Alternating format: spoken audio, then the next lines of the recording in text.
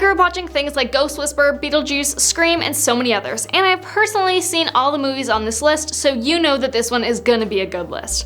I'm your host Makayla, and today I'm gonna be talking about the top 10 scary horror movies to watch on Halloween. And make sure to subscribe and hit that bell so you never miss a video from us. Starting off this countdown at number 10, His House. Nothing sucks the energy out of horror than movies that withhold on horror.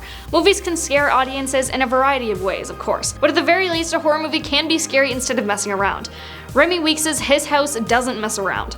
The film begins with a tragedy, and within 10 minutes of that opening scene, it outgrudges The Grudge by leaving ghosts scattered on the floor and across the stairs, whereas protagonists can trip over them. Ultimately, this movie is about the inescapable grief of immigrant stories, a companion piece to contemporary independent cinema. Weeks is deeply invested in Bowl and Rial as people, in where they come from, what led them to leave, and most of all, what they did to leave. But Weeks is equally invested in making his viewers leap out of their skins, so ultimately their choice ends up being stay with the supernatural creature inhabiting their home, or go back to where they are from where war is happening. What would you do?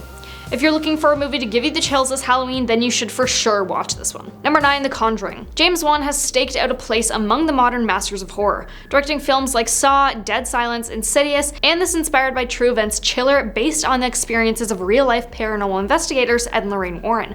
The Warrens, best known for their work on the strange case that inspired the Amityville horror movies, which played a part in The Conjuring 2, were portrayed by Patrick Wilson and Vera Farmiga, who grounded the effective jump scares and freak-out moments with a believable world weariness. Together, Wan and his co-leads found fresh terror in familiar genre tropes, and the end result is a sprawling cinematic universe that only continues to grow. Number 8, It. For some, Tim Curry will always embody Pennywise the Dancing Clown, a manifestation of fear itself. But in this 2017 adaptation of Stephen King's epic novel, replanted in the 1980s instead of the 50s, it's Bill Skarsgård who scares you witless. As Pennywise, Skarsgård's eyes roam in two different directions, making the character look truly monstrous and deranged. When he interacts with the children, he drools, as if starved, ravenous to consume them in their fear. Great performances from the young cast also prevent any child acting awkwardness, while the themes of friendship and the loss of innocence are reminiscent of Stand By Me, another King adaptation, and E.T. It might be sentimental at times, but when it scares, it really does scare. It's a chilling reminder that no matter your age, clowns are always terrifying. Number 7, A Quiet Place. A Quiet Place follows a family's attempts to survive in a post-apocalyptic world patrolled by an alien species that hunts by sound, like some kind of satanic land dolphin. In many ways, it's the opposite of a Michael Bay movie. Instead of noise, there's silence. Instead of berserk action, there's stillness. It just makes the experience all the more terrifying. Actor turned first-time director John Krasinski shows an almost Hitchcockian command of attention at the slightest creak, or spillage can bring slathering hellbeasts raining down from the surrounding countryside. Emily Blunt, meanwhile, steals the show in front of the camera. The childbirth scene in particular will never leave you. Number 6, Get Out. Get out! Yo!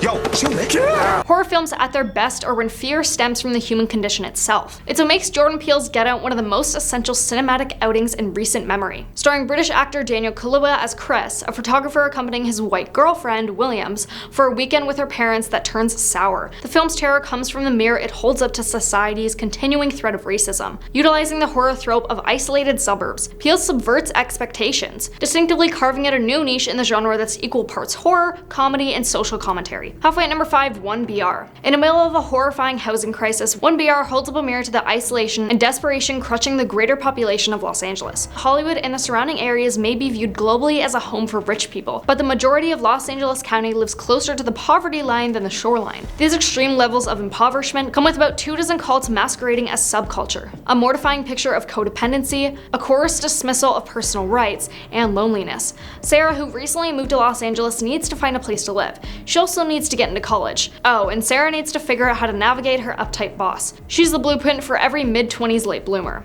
The apartment hunt has been a nightmare with limited funds, but then she finds the perfect apartment. The space is close to work, affordable, and comes with one extremely cute neighbor.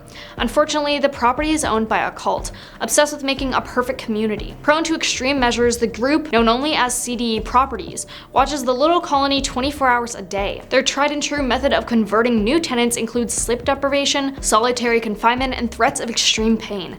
Sarah does her best to resist these tactics while simultaneously convincing her captors that she's become becoming one of them.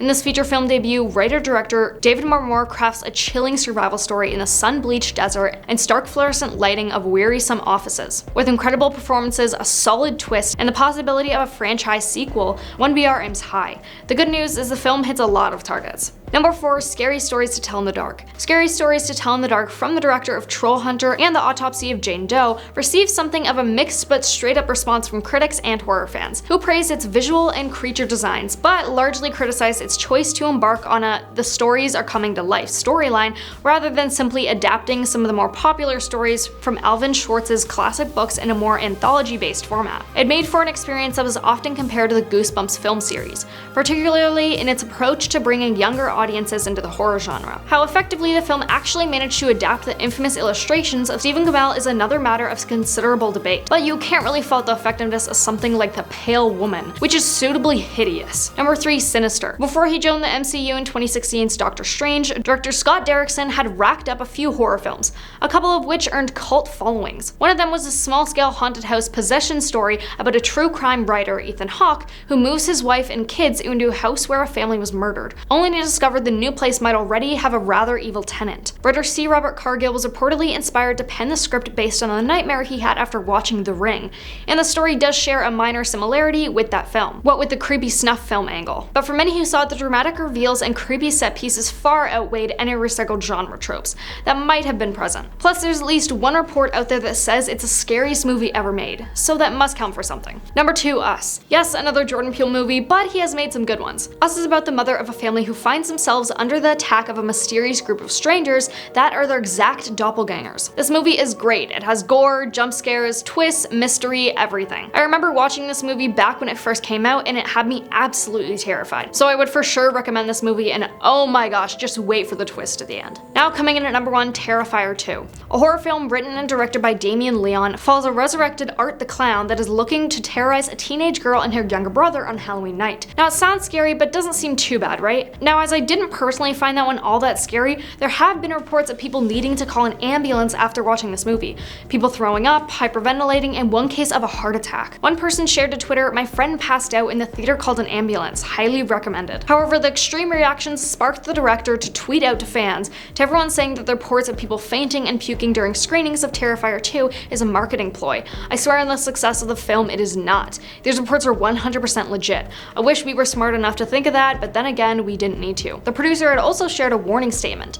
Warning: this movie contains scenes of graphic violence and brutal depictions of horror. Viewers who are faint of heart, prone to lightheadedness, or of weak stomachs are advised to take extreme caution. There have already been numerous instances of fainting and vomiting in theaters. For those choosing to continue, you have been warned. So will you be watching this one on Halloween? Let us know in the comments, and we will see you next time.